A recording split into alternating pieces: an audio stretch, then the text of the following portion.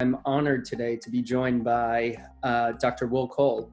He's a top 50 functional medicine doctor, as well as a New York Times bestseller of the inflammation spectrum, as well as Ketotarian.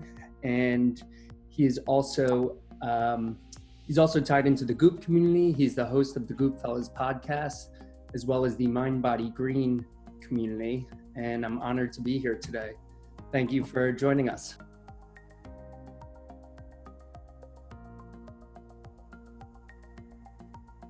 I graduated from school and my postdoctorate education and training is in functional medicine and clinical nutrition. So then I graduated and started writing about functional medicine and speaking about it. And this was 11 years ago. And people in different states and cities and countries would hear about what I'd be writing about or talking about online.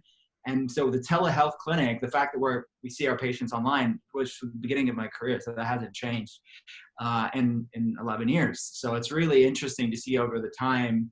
I didn't think about it like it wasn't premeditated. It just was like, okay, there's somebody in whatever, California, Idaho, in the UK that needed access to functional medicine. So for me to provide them a functional medicine guidance and perspective and insight on their case, to give them the tools that they need to have agency over their health, was just from the onset something that was born out of necessity because they weren't where I was.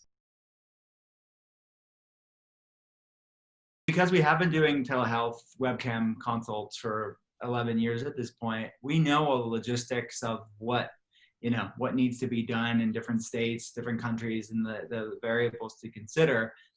So honestly, from the patient side, it should be our responsibility as a clinic to take the guesswork out of it. It should be our responsibility as a clinic to make this as easy, seamless, the best user experience.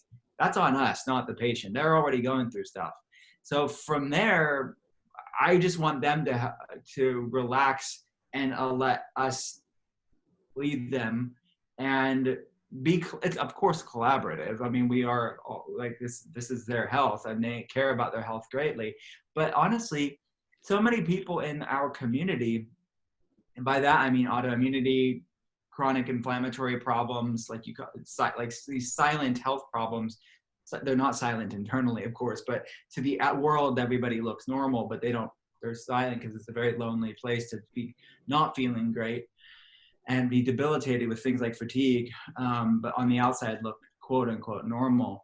They're already stressed out. So to me, I think part of the cathartic healing happens before we even do anything, just by them proverbially like passing the baton over to their team that understands what they're going through. And because stressing about your health isn't good for their health. It's contributing to their flare-ups and to their dramatic decrease of the quality of life because of the amount of stress and anxiety around all this stuff. So the labs, some are done at home. It's like stool tests are typically done at home. Urine saliva tests are typically done at home. Hair tests would be done at home. So we would send them the lab kits to their home and explain how to do them.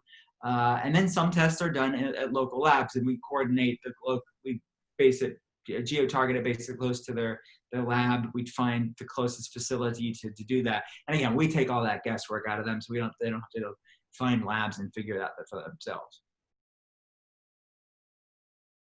Looking at the clinical side of things and looking at two different sides of the coin here. The one side of the coin is what is clinically relevant? What do the labs say? What does clinical experience tell me? How can I get them better the fastest? How can I start reducing this frequency and the severity of their flares or symptoms the fastest? And then using real life as a lab and saying, okay, like, what is she going through on a typical basis? And we're keeping in touch with them in between visits. And I think that's quite an important part to bring up, is that real life happens for most of these people when they're not talking to a doctor. The flare-ups or the weird symptoms or I don't know what this even means, happens in the in-between. So there has to be, in my opinion, a responsiveness between the clinic and the person to actually get the guidance and the care that they need, because there's a lot of variables and adjustments to protocols in real time that need to be made when the time arises. So the approach to care has to, in my opinion, to really serve them in the way that they need, has to be done that way. Otherwise, it's very clunky. It's very, people can lose their way pretty quickly and feel frustrated when there's a lack of guidance and thoroughness and leadership on that side of things. The flip side is, how do we make this realistic in their life?